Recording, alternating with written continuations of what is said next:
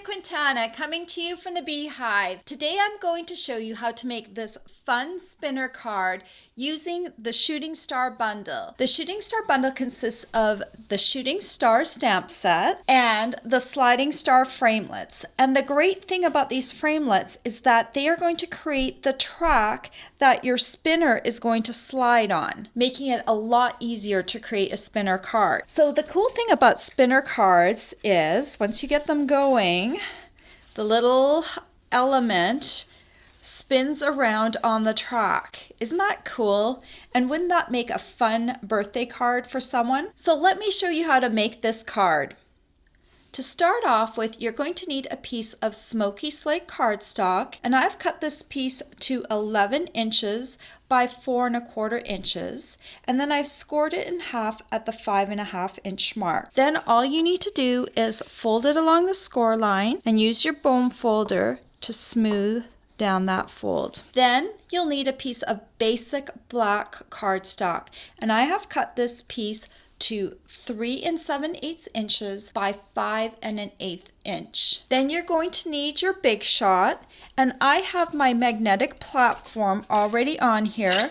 Then you're going to need your cutting plate, and I'm going to place my basic black piece right on there. And for this card, we're going to use the circular track. It looks like this. And I'm going to center it from side to side, and then I'm going to have the same distance that I have on the sides. I'm going to make sure that it's up at the top, like that. Then I'm going to put my second cutting plate on there, and then I'm just going to run this through. You're going to end up with 3 pieces: the circular inside that we're going to stamp on, this donut shaped piece, which we won't need for this card, but you could use it as a frame for another project, and then this outer piece. Now we're going to prepare the circle, and so you will need your Versamark pad, and you're going to need the Earth and the Moon stamps from the Shooting Star stamp set. We're going to be doing some embossing, so I'm going to take my embossing buddy. I'm going to run it all over the circle. This will make sure that no stray flecks of embossing powder stick where they shouldn't. And then I'm going to ink up my Earth in the Versamark and stamp it down towards the right bottom, like that. You won't be able to see it very well on the video until I get embossing powder on it. Then I'm going to do the same for the moon, and I'm just going to put that just a little bit up above the Earth, like that. And now I'm going to bring in my silver embossing powder, and I like to dump my embossing powders into a little container, and then I just use a little spoon that I have to spoon the embossing powder. So I'm just going to take it and sprinkle the Versamark with my silver embossing powder, and then I'm going to tap off the excess, and I'm going to give it a little flick. And that should remove most of the stray flecks of embossing powder. Next, I'm going to take my heat tool and just heat it up for a bit. I'm putting it on level 2 all the way. Just going to let it heat up for a moment. And then I'm going to hold this up, and I'm going to try not to burn my fingers. This heat tool can get kind of hot, so please be careful. It's easier to do this when it's on a flat surface and maybe pinned down with your stylus tool or a pencil or something. But I'm going to do it up here so you can see it better. So I'm just going to take this and hold it over the embossing powder and watch until the embossing powder starts to melt and change color. Silver is really easy to see when it changes color. I have to be really careful here because it's very hot and I don't want to burn my fingers. Take a look at your whole piece. Make sure that every piece has melted and looks good. So here's my embossed piece. So now all we need to do is add a little bling to it. The best thing to use to add bling would be some Wink of Stella, and this stuff works really well on dark colors of cardstock. It shows up much better than light colors. So I've got both my gold and my clear here. So I'm going to use my gold first, and I'm going to use the gold where the water would be on this little globe. I'm going to hold it up and see if I can do it up near the camera.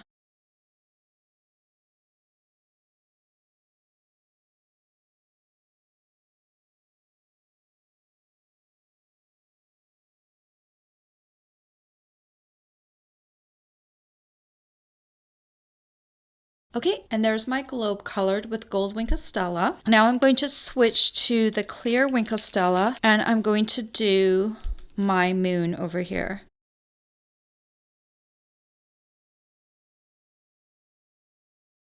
Like that. And that's a nice little centerpiece for our star to float around. Next, we need to stamp our greeting, and I've got a scrap piece of smoky slate here, and I'm going to need my Memento Tuxedo Black ink pad. Open that up. And I'm going to use the greeting from the Shooting Star stamp set that says, "You're out of this world." So I'm just going to stamp that down here. And then I'm going to use the classic label punch to punch that out.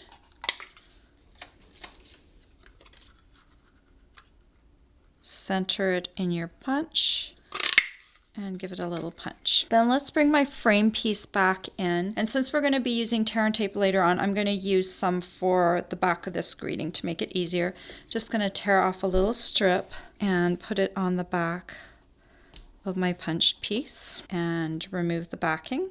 And then you just want to put it down here, centered at the bottom of your card. That looks good. So next we need to put some dimensionals on this piece so we can adhere it to the card. So I'm just going to get this set up on here like this, and then this piece is going to go in the center like that. So let's go ahead and put some dimensionals on the center piece. And for this, I'm just going to do 4 dimensionals, and I'm going to make sure that I don't put them too close to the edge.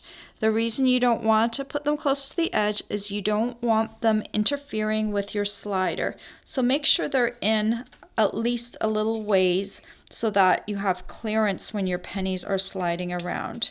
So now you're just going to remove the backing.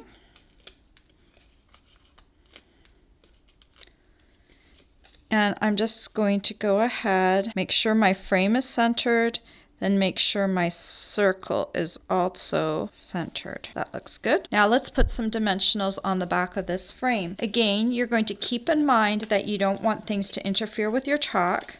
So this time I'm going to put one on the top 2 corners, and I know that won't interfere, so I'm not going to put any on the side, but I will put one down here, one here, one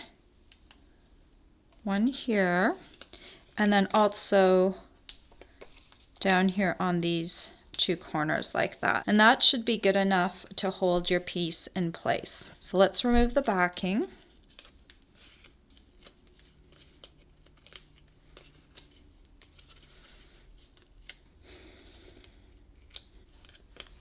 Okay, and then let's just put this into place.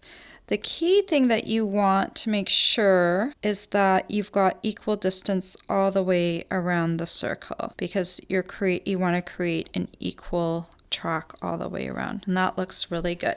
So let's prepare the slider now. So you're going to need 2 pennies, and you're also going to need 1 more dimensional. To make the spinner spin better, we're going to trim off the dimensional. So we're just going to round off all of the points of this dimensional so that we've got kind of a round dot instead of a hexagon, just to make sure things will spin a little better like that. Then you're going to put it in the middle of your penny, and you're going to remove the backing, and you're going to line it up perfectly with the other penny.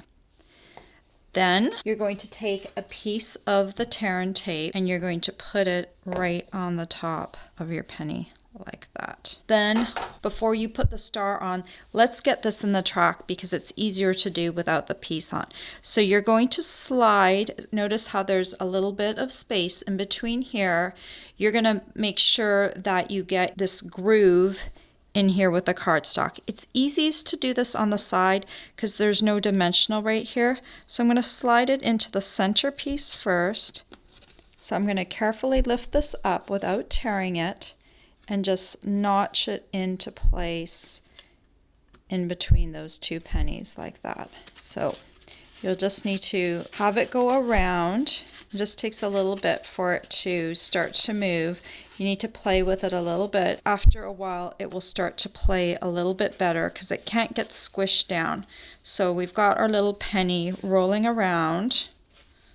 And that looks good. So now let's get our little star ready. And I'm just going to use a piece of silver glimmer paper. And I'm going to use the medium star punch. And I'm just going to punch out a star. And then you can remove the lining from your piece of tear and tape. And then just place your star centered on your penny. And this star should cover the penny really well, so just make sure there's no penny peeking out. And then when we've got it set, just give it a little push.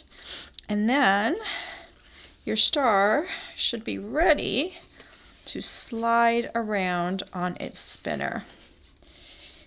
So just to get it to spin around a little better, I just like to lift it up and just kind of move it around on the slot. I don't know what that is about it, but it just helps lift up that circle a little bit and help it get ready to spin on its own a little better. Yeah, there it goes. Perfect. And there you go. It's spinning around and it's a lot of fun. Wouldn't this make a great card to give someone? All the supplies you'll need to make this fun spinner card are available for purchase on my blog. I hope you've enjoyed this tutorial. Bye for now.